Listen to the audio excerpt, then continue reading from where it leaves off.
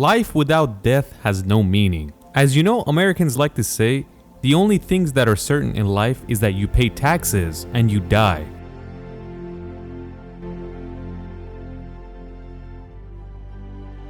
Some deaths are peaceful, some deaths are sad, some deaths are painful, and some deaths are absolutely horrific. In this video, we want to look at the 5 most insane deaths in history.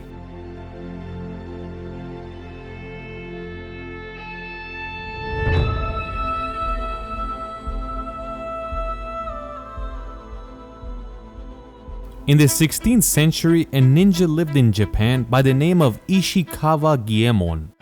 Ishikawa is kind of a hero in Japanese culture. He's somewhat of a Robin Hood, so he would go steal from the rich and give it to the poor. And this is the reason he's known as a hero in Japanese culture. At this time, meaning the 16th century, this man is the Japanese emperor, Hideyoshi Toyotomi. If you know Japanese history, it's a lot different from other civilizations. Most Japanese are warriors, and of course you have the high-class warriors called the samurais, and you also have ninjas. And Toyotomi is an emperor like no other. He is a brutal warrior, and if any town, city, village in Japan wants to revolt against the emperor, he will send his warriors to basically destroy them all. They will set the city on fire and kill most of the men. It's interesting to know that Goemon City is one of the cities that revolts against the emperor, and he sends his men down there to teach him a lesson. And while teaching them a lesson, Goemon's wife is one of the people that were killed.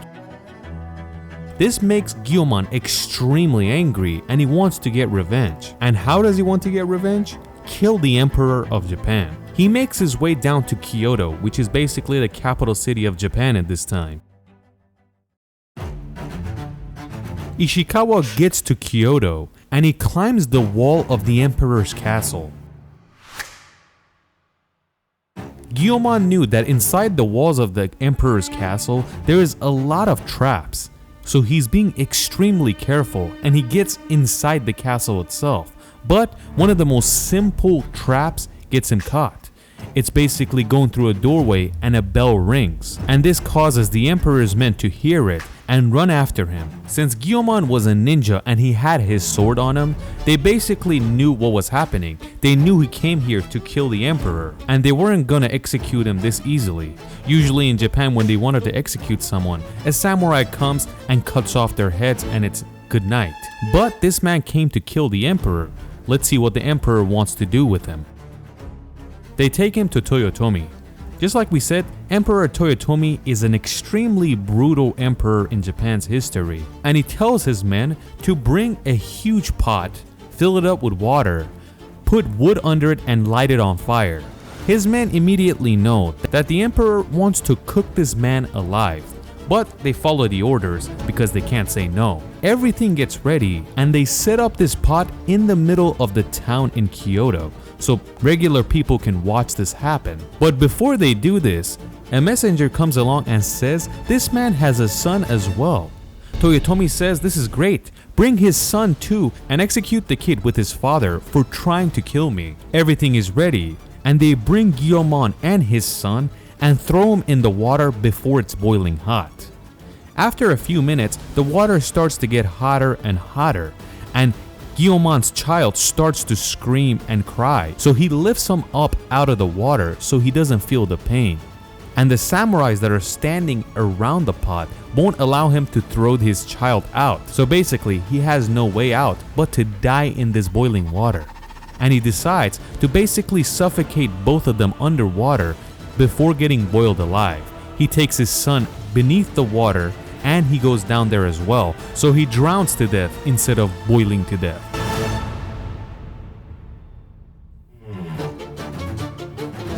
Alright, let's go to the next horrific death.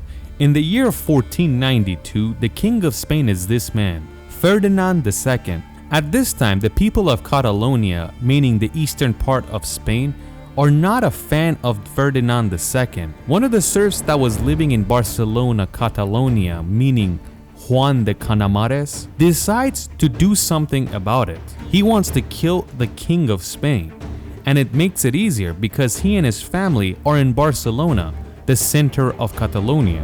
When the King of Spain is in the city center and the place is crowded, Juan takes his dagger with him and he kind of follows the king along to find an opportunity to kill him. He basically follows the king and the queen and finally finds an opportunity where he's looking away. And this is where, in front of all the people, he pulls out his dagger, goes behind Ferdinand, and stabs him in the back. But it seems like he didn't stab him good enough, because Ferdinand II survives, and Juan gets caught by his men. By now you know, when you try to kill an emperor of a country at this time, you're not gonna get executed very easily. And Juan de Canamares wasn't gonna get a simple treatment either. The way Juan gets executed is like this. They bring a chariot along, put a cage on it, and a horse starts dragging it along. They put Juan inside the cage and an executioner outside. He has a sword and he could do whatever he wants to Juan. They go in the crowded parts of Barcelona and the executioner basically starts cutting away at Juan. He cuts off his ears, his nose, his breasts, his lips, his legs, and this is while everybody is watching in the crowded parts of Barcelona. And the final things he cuts off are his arms. After Juan is pretty much dead, the executioner brings an extremely hot set of tongs and takes out Juan's heart and shows it to the people. Fortunately, we were not there to see these scenes, and we're not sure what the people of Barcelona thought of this. For the third horrific death in history, we have to go to Iran, specifically the Sasanian Empire. Of course, this story was made by Western historians. But as you know, in the Battle of Edessa, King Shapur I, king of Persia, defeats the 70,000 men Roman army. And one of the worst things is that the emperor himself, meaning Valerian, is taken in Persian custody.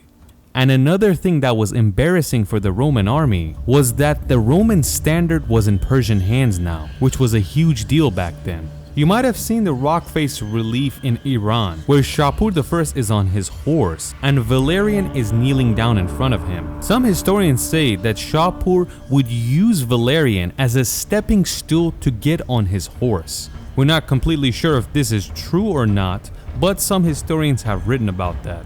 Long story short, Valerian stays for many years in Persia and eventually dies there as well. But the Western historians, just like we said, have made a lot of myths about how he died. One of those myths is that Valerian goes up to Shapur I and tells him, "If you release me, I will give you a mountain of gold." Shapur I returns and says, "That's an amazing idea." He tells his men to bring him a mountain of gold. When they bring all this gold, they're told to melt it down and turn it into a hot liquid. After it is a hot liquid, Shapur tells them to pour all this molten gold down Valerian's throat so he doesn't talk as much. But just like we said, a lot of people say that this is a myth just to show the Persians are barbarians and not a civilized society. And you could say it's Western propaganda. A lot of historians, especially Iranian historians, say that Valerian was sent to different provinces of the Persian Empire to help construct bridges, since he had a lot of knowledge in the Roman Empire of building bridges and different types of structures. Valerian helps him out and dies in Iran at an old age. So not only was he not a stepping stool for Shapur I, he was not executed whatsoever, and he lived a normal life until he died naturally. Okay, let's go to the last insane death. Let's pack our bags and go to Hungary. In Hungary, with the help of György Dózsa, the serfs revolt against the emperor. György wasn't a serf himself, he was actually a warrior, and he was sent by the emperor of Hungary to form an army to fight the Ottoman Empire. But he went solo, and he basically created a revolution against the Hungarian king. With the help of Dózsa, these serfs really tear everything apart. They set fire to everything, all farmlands, the houses, And if they found the masters of these serfs, they would kill them on sight. This was the most insane revolt the Hungarians has ever seen. But the Hungarian king wasn't this weak. He had an extremely strong army, and he chose to resist against this revolt. He sent his men to basically kill all these people and bring the man that started it all, Gheorghe Doja. The Hungarian army pretty much easily turns down this revolt, arrests Gheorghe, puts him in a cage, and brings him to the emperor. When Gheorghe gets inside the walls of the city, he realizes that there's a red chair waiting for him. But that chair was not red, they just took it out of the oven and it was burning hot. When they brought Gheorghe in front of the chair, they told him, "You have to sit here." And he had no choice but to sit down on this hot ass chair. Gheorghe sits down and his entire back goes up into flames. But this was just the beginning.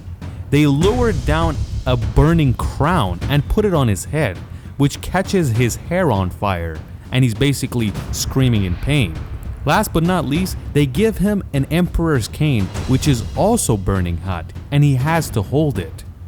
Then the king himself tells Gheorghe, "You wanted to be the king of Hungary, so here you go." After a few minutes, Gheorghe is pretty much burned alive on this chair. And this is when the executioners bring out hot ass tongues and cut his body parts into different pieces. And they throw these burnt pieces in front of the serfs that revolted against the emperor and tell them, "You have to eat it or you will be killed too." These serfs hadn't eaten in a few days, so they more than gladly ate Gheorghe's meat. And it got to a point where only Gheorghe's bones were left. And this is known as one of the most insane and horrific deaths in history. But I'm sure there's plenty of more that I haven't read about. Humans are truly insane. You will not find another species on this planet that does this to their own species.